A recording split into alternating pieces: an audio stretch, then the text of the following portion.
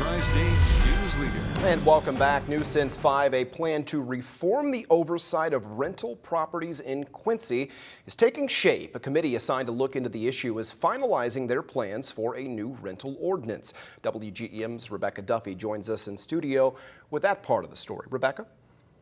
Dillon Deputy Fire Chief Steve Saurin says the fire department has struggled to get in contact with landlords during emergencies in the past, and he thinks this ordinance will change that.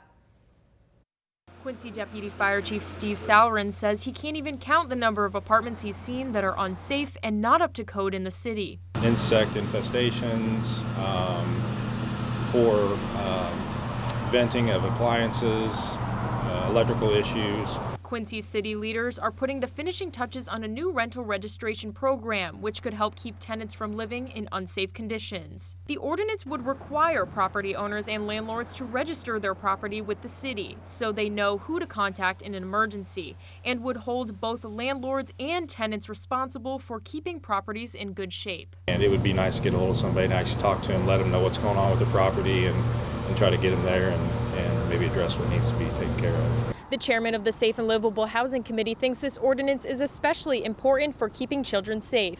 It really impacts children. If children are living in poor housing conditions, they don't do well in school.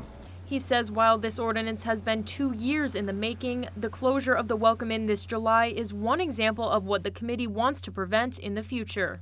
It did highlight the problem. I mean, for years we've been hearing about the Welcome Inn, and so that just, made it public. Joe Zimmerman hopes that the City Council passes the ordinance. We all have a right to live in decent housing, livable housing, safe, livable housing.